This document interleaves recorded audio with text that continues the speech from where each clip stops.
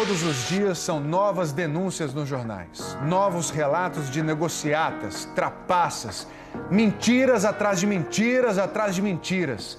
Parece que a gente não vai respirar nunca mais. O Brasil paga um preço alto não só no sentido figurado. Especialistas calcularam para o Fantástico o custo exato da corrupção. Dinheiro que poderia se transformar em escolas, casas, hospitais e que, se fosse devolvido ao seu verdadeiro dono, o povo deste país, garantiria mais que um salário mínimo para cada brasileiro.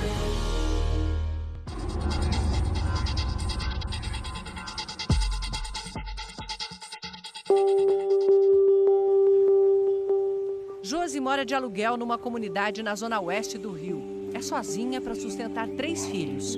Antes de ir para o trabalho de babá, ela deixa Amy, de 3 anos, na casa de Dona Luzia, que cuida de mais 4 crianças. Se tivesse creche, ela estaria numa creche, porque seria educada, já estaria sendo alfabetizada. E custa caro para você? Custa caro, sai do meu bolso R$300 por mês. Dá 3.600 no fim do ano. No fim, exatamente, é uma despesa muito alta.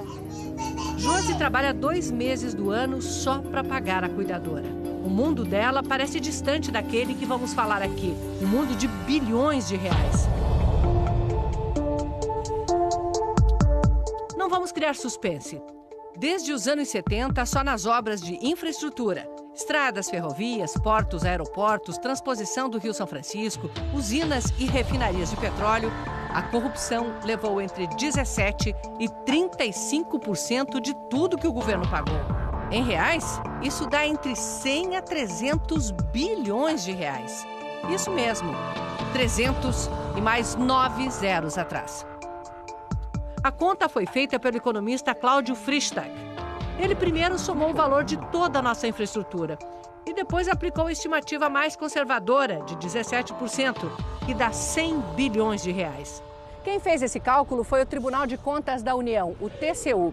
Ele comparou os contratos feitos pela Petrobras, que não tinham nenhum indício de corrupção, com aqueles contratos que a mesma Petrobras assinou com as empresas, as empreiteiras, do cartel revelado pela Operação Lava Jato. E descobriu que quando essas empreiteiras, que combinavam o preço entre elas, ganhavam o contrato, esse contrato ficava, em média, 17% mais caro. Mas olhando de perto, é ainda pior. O TCU teve acesso a parte do material da Odebrecht apreendido na Operação Lava Jato. 2 contratos da refinaria Abreu e Lima, em Pernambuco.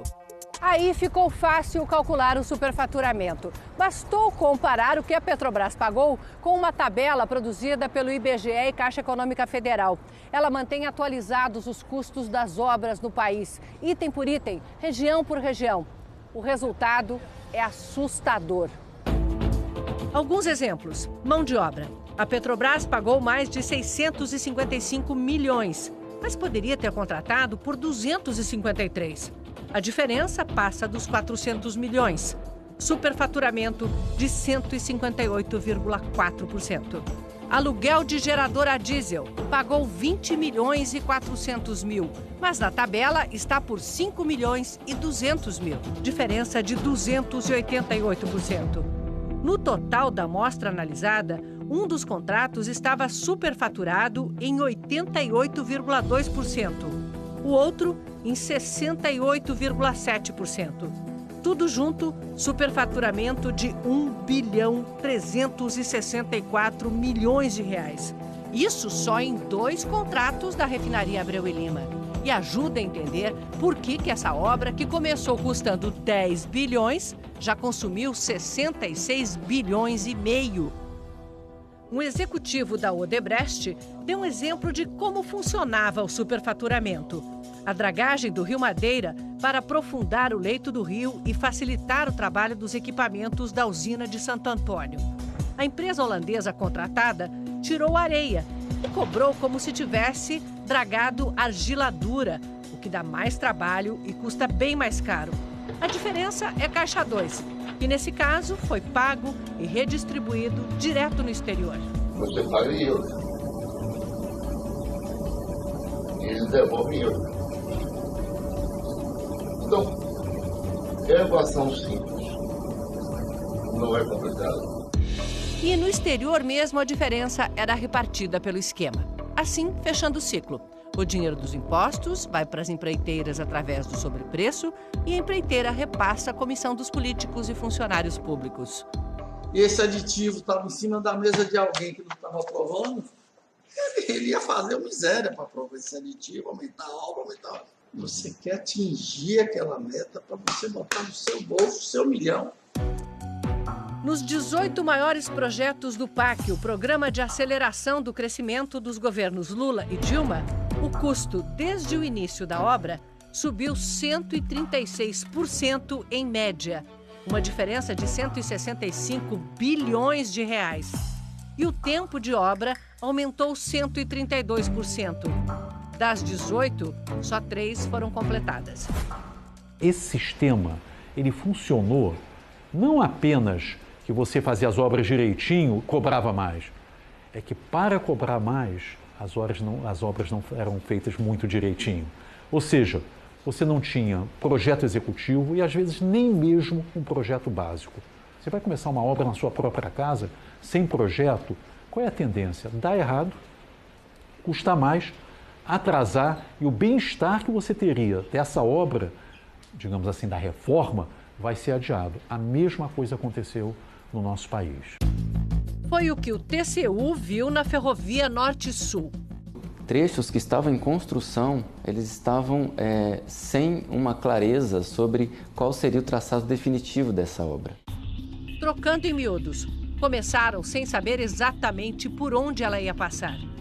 Em 2013, percorremos de caminhonete o trecho que vai de Anápolis, em Goiás, a Palmas, em Tocantins, porque a ferrovia havia sido entregue cheia de problemas. Aqui a empreiteira entregou um longo trecho de uma área de manobra sem o leito de brita sob os trilhos.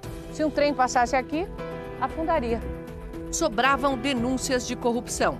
José Francisco das Neves, conhecido como Juquinha, ex-presidente da Valec, a empresa estatal responsável pela obra, chegou a ser preso, mas saiu logo.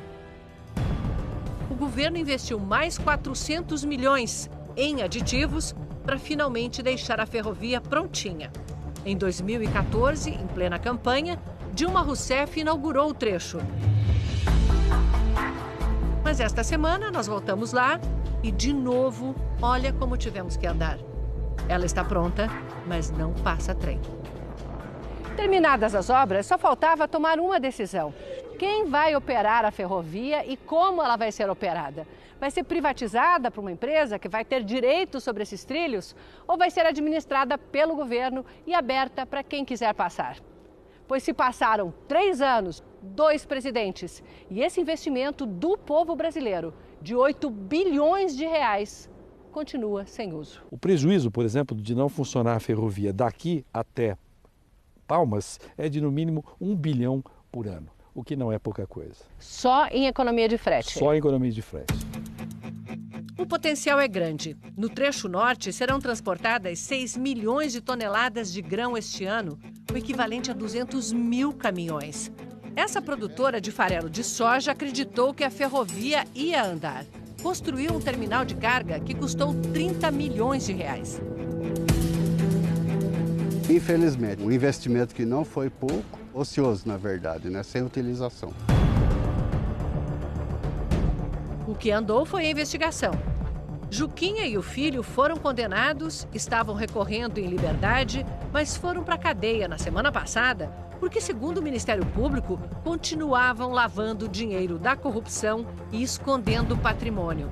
Segundo a denúncia, eles ficavam com uma parte dos 4% de propinas repassados para 3 partidos. Um ex-executivo da Odebrecht relatou uma conversa que teve com Juquinha. Ele disse basicamente o seguinte, que na Valec tinha 2 grupos políticos. 2 grupos políticos que dividiam a propina. Um do PR e outro do PMDB. Na Petrobras, a Lava Jato descobriu que 3 diretorias foram loteadas para o PT, o PMDB e o PP.